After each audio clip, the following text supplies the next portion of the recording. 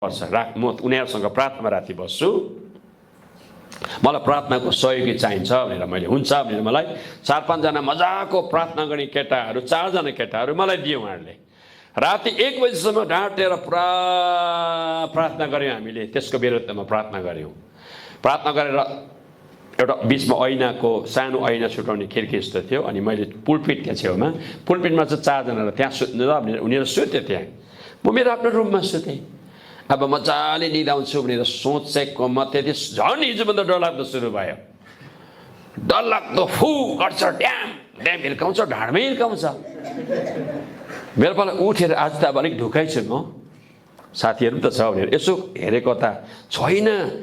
साथीहरू कता ओछ्यान डाङटुङ भित्केको सिरानीहरू यता त कोही छैन। 4 जना कहाँ गयो होला ला यो केटाहरू। अब मैले त धुलाइ खानु सुरु गरेँ।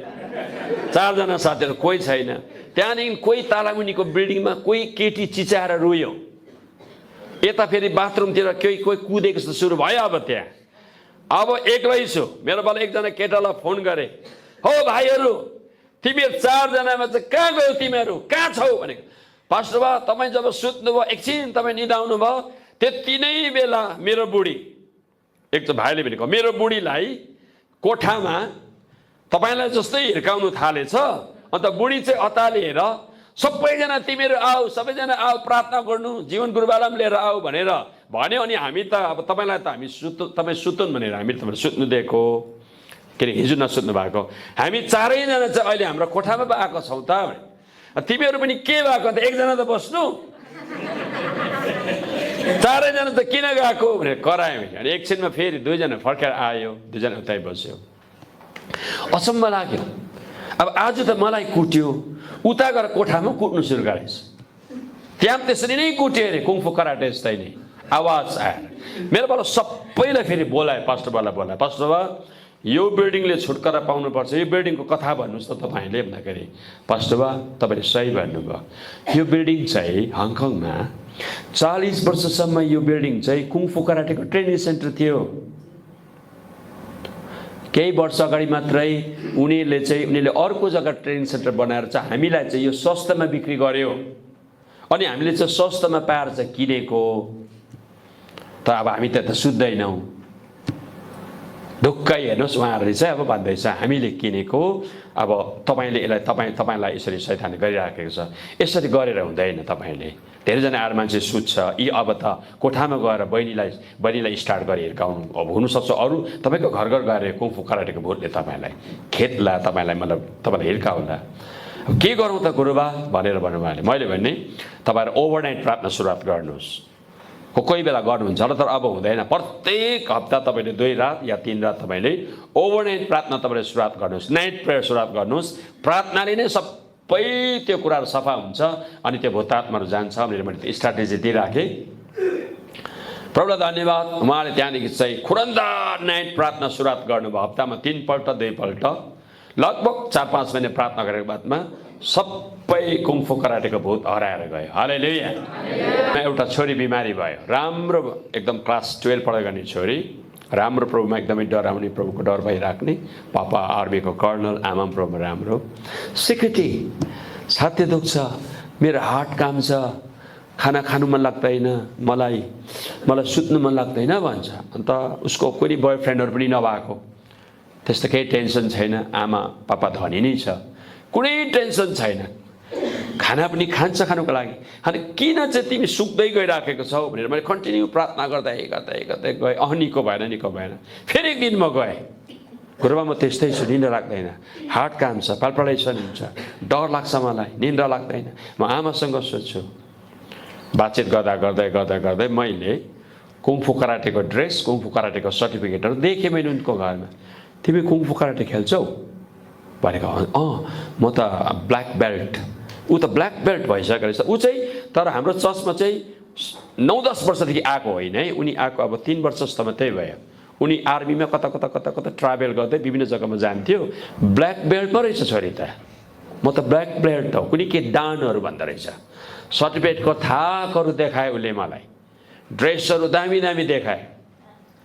हेर्नुहोस् प्रियहरू, कुङफु कराटे कुङफु कराटे यसको इतिहास तपाईँले हेर्नुहुन्छ भने यो प्रियहरू टोटली मात्रामा डिमोनिक हो प्रियहरू।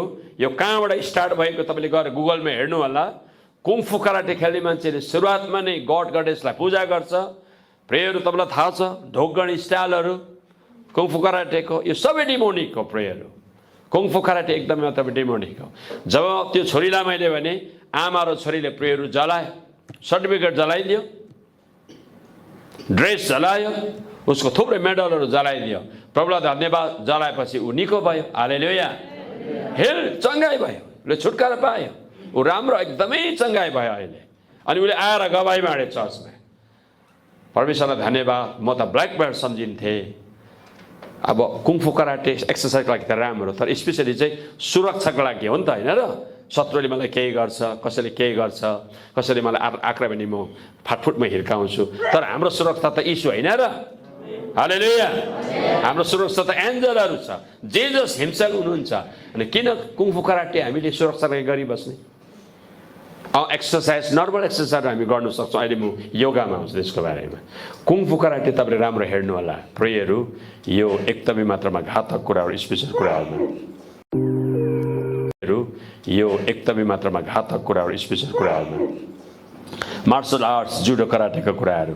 तपाईँले जब डेनियल प्रिन्सको किताबलाई पढ्नुहुन्छ, पृष्ठ सङ्ख्या 143, मार्सल आर्ट्समा सामेल हुँदा त्यसले भूतात्माहरूको निम्ति शक्तिको साथ ढोका खोलिदिने काम गर्दछ। यो डेनियल प्रिन्सले 143 नम्बर पेजमा उहाँले लेख्नुभएको छ।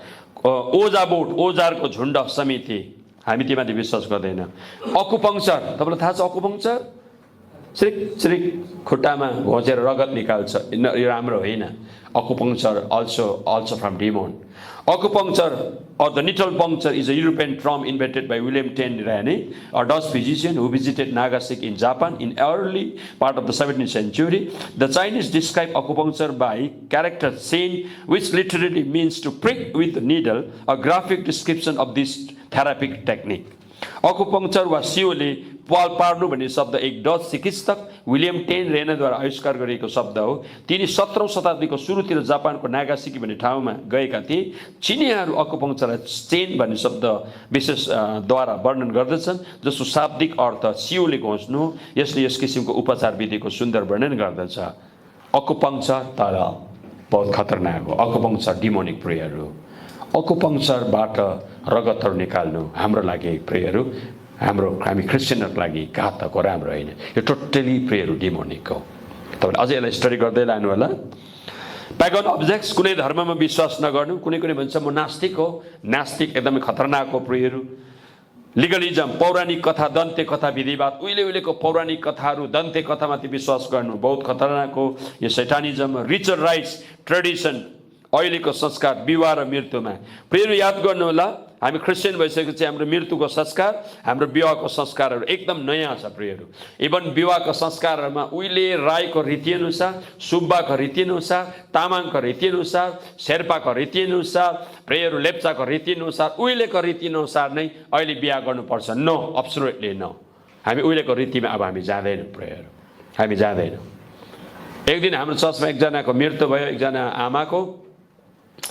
अनि एकछिन बाहिर गएको थिएँ, फर्केर आउँदाखेरि त आमाको टाउकोमाथि त खुकुरी यत्रो राखिराखेको रहेछ। खुकुरी, यो त उहिलेको कुरा हो। जबकि मैले बाप्टिजम दिएको यो परिवार होइन, उहाँहरू धेरै पहिला नै बाँचेको। अनि मैले कसले यो खुकुरी राख्यो भने, कसले राख्यो त्यहाँ हल्लाएर भयो, कसले राख्यो थाहा भएन भने होइन भने यो खुकुरी राख्नु हुँदैन लासको अगाडि। क्रिस्चियन लासको अगाडि खुकुरी राख्छ, तर उहाँ राख्छ, त्यो त उहिलेको कुराहरू। यस्तो पनि छ अहिले चर्चमा धेरै याद गर्नु, यस्तो गर्नु हुँदैन हामीले। इभन धेरै चर्चको क्रिस्चियनहरूले लासको अगाडि मैनबत्तीहरू जलाउँछ। एक्चुअली मैनबत्ती हामी जलाउनु हुँदैन, जलाउँदैनौँ हामी। धुप बाल्ने कुराहरू आएन, यस्तो गर्दैनौँ हामीले। यी सानसानो कुराहरू जो छ डिमोनिक कुराहरू हामी गर्दैनौँ। याद गर्नु होला है, एकदमै तपाईँलाई मैले यो याद गर्नुपर्ने कुराहरू हुन्छ। फर्चुन टेलिङ, भाग्य, किस्मत, चिन्हहरू, तपाईँलाई अब यो त सिम्पल कुराहरू हो। तपाईँको चिन्हहरू घरमा अहिले छैन होला। चिन्हहरू छ, चिन्हहरू एकदमै राख्नु हुँदैन। नेपालको जब म क्रुसेडमा गएँ, त्यो बहुतै शक्तिशाली क्रुसेड भएको थियो। अनि त्यो समयमा बेलुकीको समयमा डरलाग्दो हिलिङ भयो, म इन्डियाबाट आएको थिएँ एउटा स्पिकरको रूपमा, तर प्रभुलाई धन्यवाद पूर्व नेपालबाट 7 जना पास्टरहरू आउनुभएको थियो अनि उहाँहरूको सहयोगमा हामीले एउटा राम्रो प्रार्थना बेलुका गऱ्यौँ। सबै चङ्गाइ भयो। हामीले प्रार्थना गर्दै जाँदाखेरि एउटा 11 वर्षको नानी चङ्गाइ भएन, उसको खुट्टा लङ्गडे, उस जाति नै भएन। छक्कै पऱ्यो, यति मिठो चङ्गाइ बधेर झन् यो नानी किन जाति भएन। अनि प्रभुले हामीलाई भन्नुभयो यसको घरमा जा। हामी घरमा गयौँ, राति घरमा गएपछि हामी 7 जना पास्टर गयौँ। गएपछि 3टा अशुद्ध कुरा चाहिँ यिनीहरूको घरमा निकाल भन्नुभयो। अनि एकजना पास्टर फिलिप भन्ने हुनुहुन्थ्यो पूर्व नेपालको, मलाई अलि पनि नाम चाहिँ थाहा छ, उहाँलाई पनि प्रभुले भन्नुभयो 3टा कुरा निकाल। प्रभुले मलाई पनि भन्नुभयो। 2 जनालाई परमेश्वरले रेभलेसन दिएपछि बुढालाई हामीले माथि पठायौँ, तपाईँले माथि के अनक्लिन कुरा छ निकाल्नुहोस्। बुढीलाई हामीले भन्यौँ तपाईँको ताला हुने रहेछ, तपाईँ जानुहोस् अनक्लिन कुरा के छ निकाल्नुहोस्। हामीलाई थाहा छ नि के अनक्लिन कुरा छ। बुढाले माथिबाट उहिले दसैँ तिहारमा औँसीमा टिका लाउने थाल बटुका लिएर आयो। उहिले थाल दसैँमा टिका लाउने, लक्ष्मी पूजाहरू मान्ने बटुका थालहरू लिएर आयो। हेर्नुहोस् है, 2टा कुरा लिएर आयो। श्रीमतीले मुनिबाट चिना लिएर आयो, टक्लकै पिरो थाल बटुका तलबाट प्रियहरू उनले त्यो लिएर आयो, के अरे चिना लिएर आयो। छक्कै पऱ्यौँ हामी। उनीहरूलाई अब त्यो शिक्षा नपाएर होला हामीले बाहिर लगेर जलायौँ। निकै टाइम लाग्यो जल्नु। अब चिना त एकचोटि जलिहाल्यो, तर त्यो बटुका जल्नु धेरै टाइम लाग्दो रहेछ। त्यति नै बेला हिलिङ भएन, हामीले हिलिङ त्यति बेला देखेनौँ। तर पछाडि हामीले 15 डेजको बादमा कुनै पास्टरले मलाई कल गर्नुभयो, हिल भयो त्यो नानी। हालेलुया।